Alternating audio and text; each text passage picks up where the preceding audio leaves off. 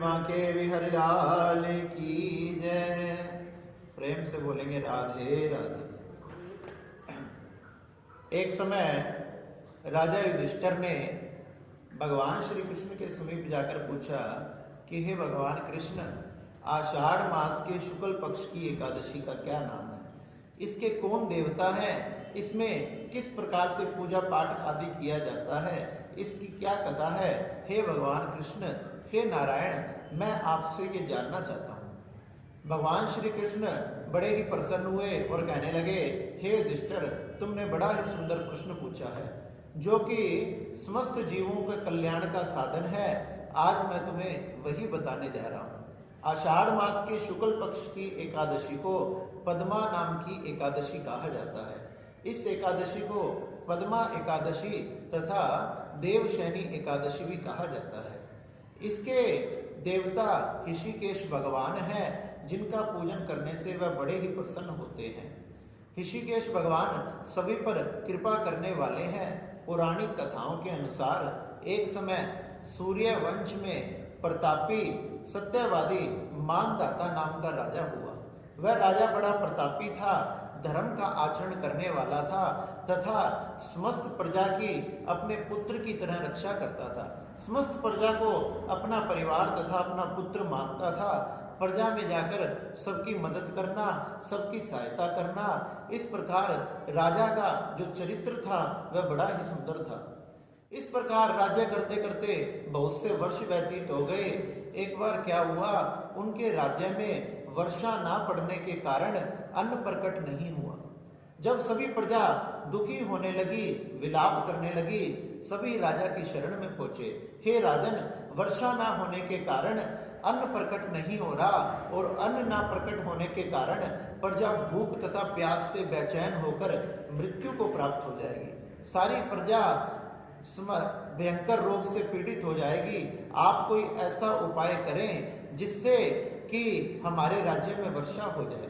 भगवान नारायण सारे मेघ रूप में सभी सृष्टि में विद्यमान है, जल के रूप में विद्यमान है।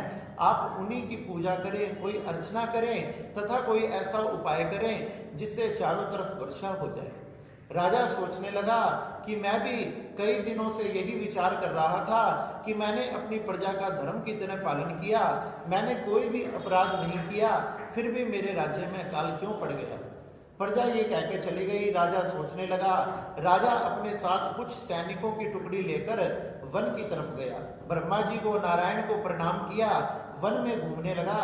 वन में घूमते घूमते उनकी नजर एक कुटिया पर गई। एक कुटिया, एक आश्रम जिससे बहुत सा तेज निकल रहा था। उस तेज के कारण कुटिया चमचमा रही थी। जाकर देखा, दूतों से पूछा तो कहने लगे यहाँ ब्रह्मा जी के पुत्र अंगिरा ऋषि रहते हैं। राजा ने अपनी सवारी से उतरकर ऋषि के आश्रम में प्रवेश किया। ऋषि के चरणों में जाकर नमन करके प्रणाम करके कहने लगे, हे ऋषि देव, आपके चरणों में मेरा प्रणाम है। ऋषि ने सारे राज्य की कुशल क्षेम पूछी, आने का कारण पूछा। राजा कहने लगा, हे भगवान, मैंने अपने जीवन में कोई भी अपराध नहीं किया, फिर भी मेरे राज्य में अकाल क्यों पड़ा, इसका कारण ही मैं आपसे जानना चाहता हूँ। अंगिरा ऋषि ने ध्यान लगाया, आंखें बंद करके देखा तो कहने लगा, हे राजन, ये सतयुग है, इसमें धर्म के चारों चरण विद्यमान हैं, फिर भी ये संकट तुम पर क्यों आ गया? इसका एक कारण है। तुम्हारी नगरी में एक शूद्र तपस्या कर रहा है और शूद्र को तपस्या करने का अधिकार नहीं है। उस शूद्र के तपस्या करने के कारण ही तुम्हारे राज्य में अकाल पड़ गया और वर्षा नहीं हो पा रही। तुम जाकर उस शूद्र का वध कर दो, उसके वध करने से ही वर्षा होगी। राजा कहने लगा, हे ऋषि, हे भगवान, मैं उस शूद्र का तपस्या करते हुए का वध कैसे कर दूं? ये पाप मैं अपने हाथों से नहीं कर सकता, वह कोई पाप नहीं कर रहा, इसलिए मैं उसका वध नहीं कर सकता, मैं उसकी हत्या नहीं कर सकता। आप कोई दूसरा उपाय जानते हो तो बताएं। अंगिरा ऋषि बड़े प्रसन्न हुए। उन्होंने ध्यान लगाकर कहने लगे, हे राजन, तुम धन्य हो, तुम बड़े ही सत्यवादी हो, धर्म के आचरण पर चलने वाले हो। मैं तुम्हें दूसरा उपाय बताता हूँ। आषाढ़ मास के शुक्ल पक्ष की पद्मा नाम की एकादशी बड़ी ही श्रेष्ठ एकादशी है।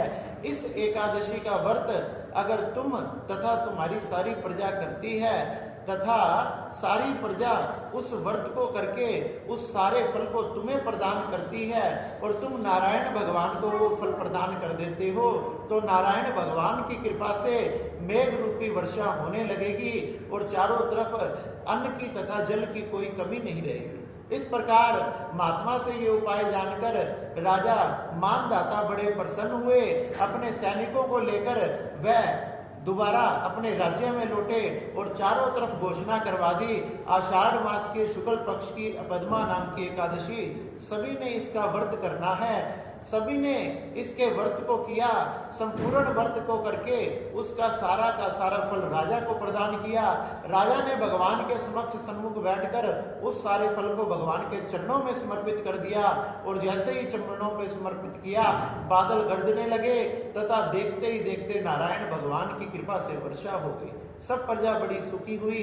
इस प्रकार से हे युधिष्ठिर, ये पद्मा नाम की एकादशी बड़ी ही पवित्र है। इस एकादशी को धारण करने से मनुष्य के सब पाप नष्ट हो जाते हैं तथा अंततः उसे वैकुंठ की प्राप्ति होती है। ये पद्मा नाम की एकादशी ही देवशैनी एकादशी भी कहलाती है। इसमें कई प्रकार के महात्मा, साधु, महंत आदि चतुर्मास धारण करते हैं। इसलिए ये पद्मा नाम की एकादशी, ये देवशैनी एकादशी बड़ी ही पवित्र है। ये समस्त भक्तों की मनोकामनाओं को पूर्ण करने वाली तथा उनके सभी प्रकार के पापों को नष्ट करने वाली है। इसलिए हे युधिष्ठिर, ये पद्मा नाम की एकादशी का व्रत सभी मनुष्यों ने करना चाहिए। बोलिए मेरे बांके बिहारी लाल की जय।